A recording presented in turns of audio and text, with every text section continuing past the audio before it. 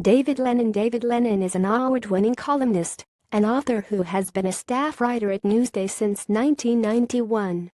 He was named one of the top 10 columnists in the country by the Associated Press sports editors in 2014 and also took first place in that category for New York State that same year.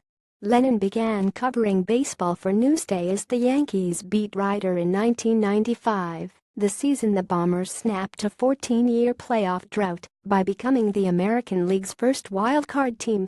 2 World Series rings later, Lennon left the Yankees beat after the 1998 season, bounced between the Bronx and Shea for the next 3 years, then took over on the Mets for the demise of Bobby Valentine in 2002. He became Newsday's national baseball writer in 2012. Lennon also is a Hall of Fame voter, a former chairman of the New York chapter of the Baseball Writers Association of America and co-author of the Great New York Sports Debate. Show more Houston. For the record, Joe Girardi decided to use a replay challenge Friday night in Elks Game 1, and it didn't work. Otherwise, what happened to the Yankees in their 21 loss to the Astros was largely beyond the manager's control. Latest columns. Anyone who wants to point fingers this time, you can aim them in the direction of Dallas Keuchel and Jose Altuve, the 2 most responsible for putting Girardi company in 0-1 hole, to the delight of the frenzied, orange towel-waving crowd of 43,116 at Minute Maid Park. This was the Yankees' first defeat since that Ald's Game 2 stomach-churner against the Indians, an agonizing affair that required Girardi's infamous non-challenge, a blown 5-run lead in 13 innings to complete. After taking so much abuse for not going the replay route last week, Girardi chose to burn his challenge this time in the 5th inning, even though Greg Bird definitely looked out at the plate as he tried to score on Aaron Judge's bullet single to left field. Girardi was hoping for a Hail Mary. Pressed on his thinking, he cracked a smile, saying, "We thought he was out, but God knows I'm not doing that again." We laughed. For Girardi, never one to be confused with Jerry Seinfeld, the comic timing was passable. Plus, losing Game 1 to Keuchel, the Yankee killer, is not an insurmountable obstacle. Since the Elks went to a Savangam format in 1985, the team that wins Game 1 has taken the series 58% of the time, 18 of 31, so there's a slight historical edge there, but hardly worth freaking out over. What's the big deal, anyway? It's not as if the Yankees haven't been here before. A week ago, they were in 0-2 hole against the Indians, with everyone calling for Girardi's head. The manager himself was tearing up in news conferences. Losing by 1 run to the Astros, in their building, should be easy to shake off. "We've had ups and downs all year," Judge said.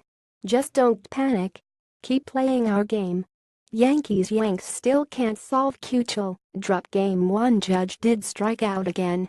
But he also drew a walk, made contact twice, and came within a few inches of a 2-out RBI single if Bird had been a tick faster around third base.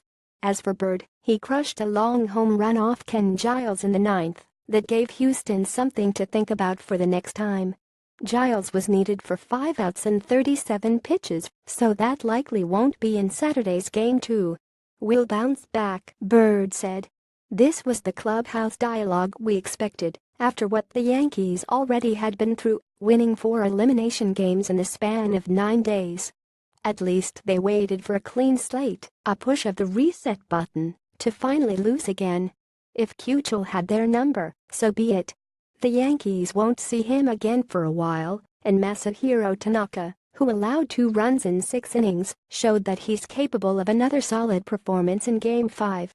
Girardi still has a DH problem, with Matt Holliday going 0 for 3. Jacoby Ellsbury batted for him and whiffed against Giles, so no last-minute spark there either. Elks Game 1, Yankees vs Astros, but this defeat had more to do with the Astros doing just enough to squeak by the Yankees, who used only Chad Green to keep things close. Their bullpen edge remains intact for Game 2 to back Luis Severino. Now it's a matter of solving Justin Verlander to avoid falling into another 0-2 crater before the Elks travels to the Bronx. "We don't want to make a habit of that," Brett Gardner said. "Unfortunately, tonight we just came up short. We'll do better tomorrow." Gardner renewed his blue-collar hero status with the grinding 12-pitch RBI single that sealed the Yankees' odds clincher in Cleveland, and he was the first to get a hit off Keuchel with his two-out single in the third. The Yankees did have a few shots against Keuchel, despite his 10 strikeouts, and maybe his mastery won't continue if there's a rematch later in the series. "We're still betting there will be." "Nothing that happened Friday night changed our thinking,"